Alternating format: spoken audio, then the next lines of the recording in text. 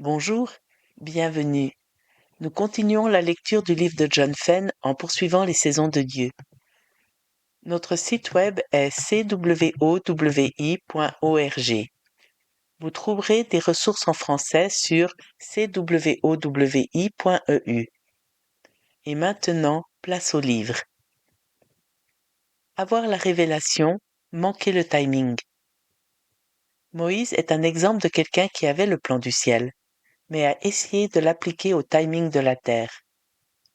Nous avons l'idée que Moïse tuait un Égyptien puis s'enfuit en exil, ne comprenant pas ce qui se passait jusqu'à son expérience du buisson ardent 40 ans plus tard.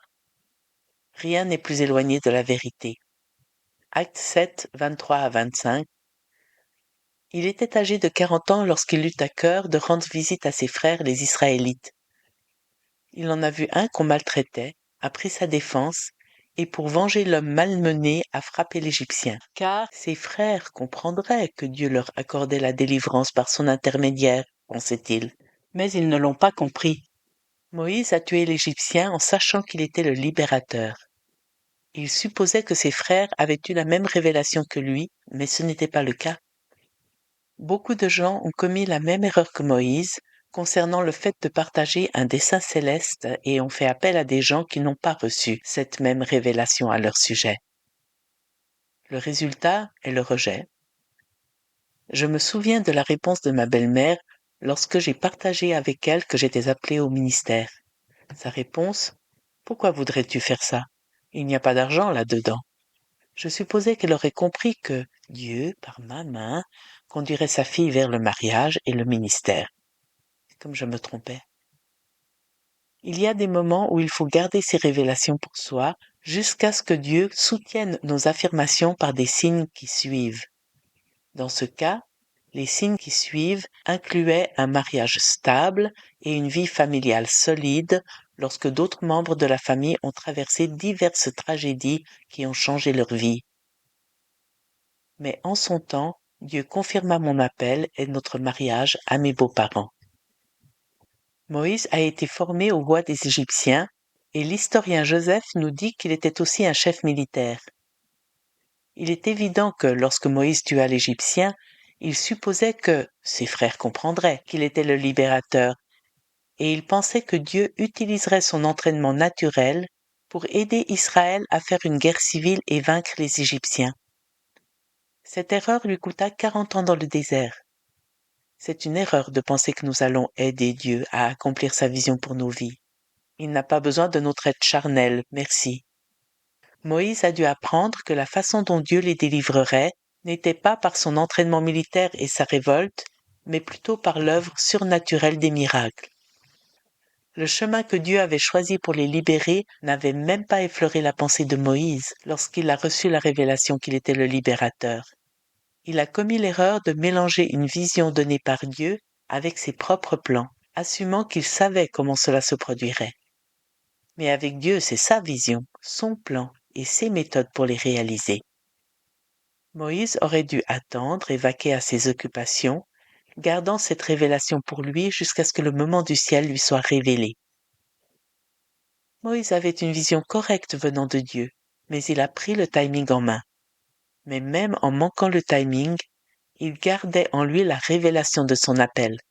Hébreux 11.27 nous dit que c'est par la foi qu'il quitta l'Égypte. Cela veut dire que, même s'il savait qu'il avait manqué le moment, il s'accrochait à sa vision. Imaginez, quitter votre patrie après avoir manqué le timing de Dieu et partir dans le désert avec foi et confiance.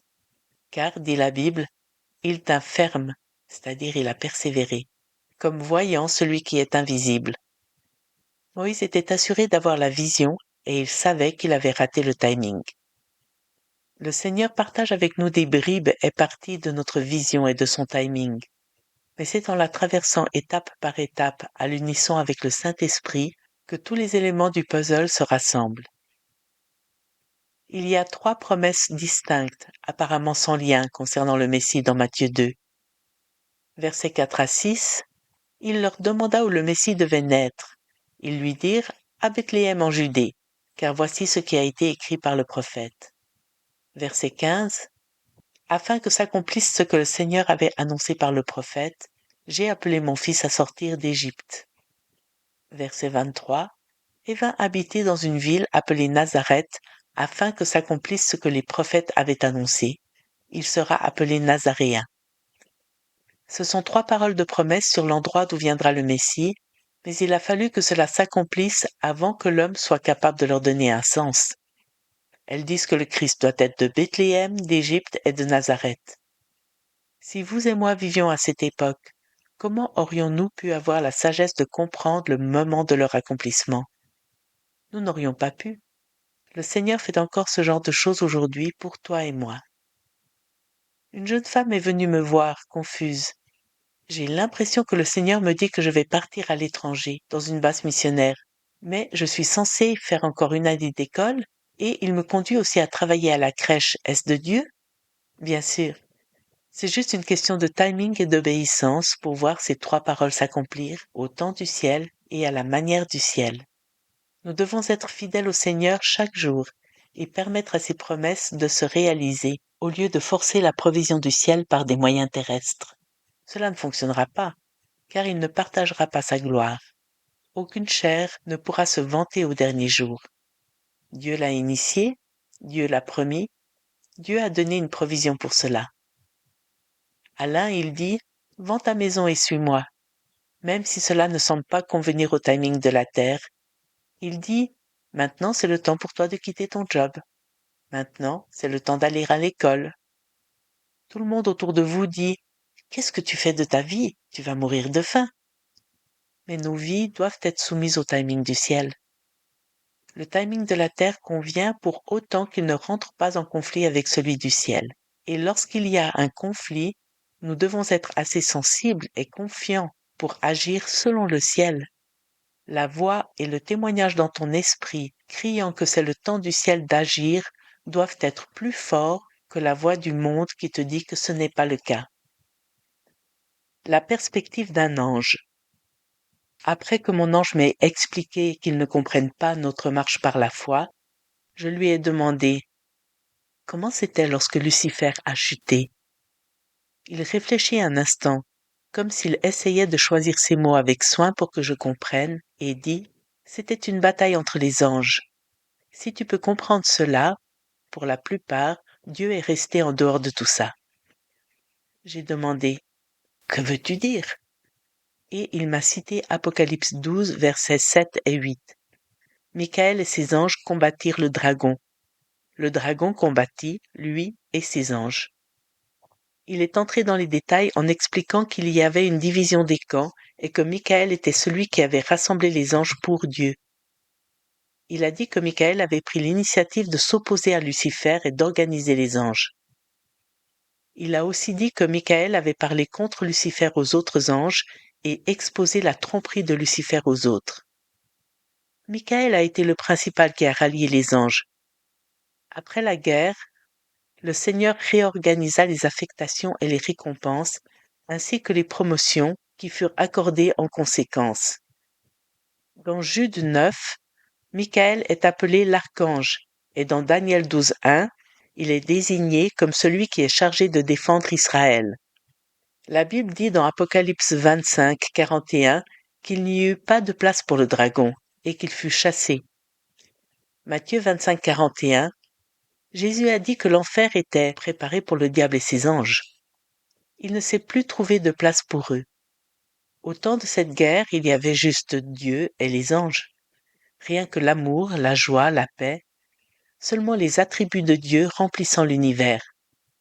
Lucifer rejeta Dieu et tout ce qui fait partie de sa présence et mena un tiers des anges en rébellion.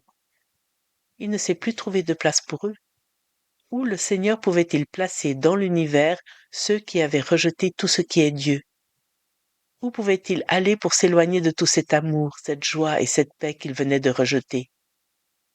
Dieu, dans sa miséricorde, a préparé un lieu où sa présence ne se manifestait pas, et cet endroit s'appelle l'enfer. C'est un lieu où la présence de Dieu ne se manifeste pas parce que Lucifer a rejeté le Seigneur. Il a été initialement préparé, selon Matthieu 25.41, comme un lieu pour Satan et ses anges, et ce n'était pas prévu pour des gens. Dieu a prévu que les gens soient avec lui au ciel. Je regardais à cet ange, et soudainement j'ai réalisé qu'il était très très vieux. Alors je lui ai demandé, quel âge as-tu? Il m'a regardé avec le plus grand sérieux et a dit, des milliards. Et souviens-toi, j'ai vu la terre créée. Ceci est rapporté dans Job 38:7. Et tous les fils de Dieu criaient de joie. Les anges existent depuis très longtemps. Ils avancent à l'ordre du Seigneur. Ils savent ce que c'est que de se battre pour ce qui est juste et ils ont fait le bon choix. Ils sont entièrement engagés à obéir au Seigneur et une grande partie de cette obéissance consiste à préparer les choses pour vous et moi. Nous devons agir selon le timing du ciel et ce que nous percevons dans notre esprit alors que nous marchons avec sagesse dans ce monde naturel. Des anges réparent une voiture. Ce sera pour une prochaine lecture. À bientôt.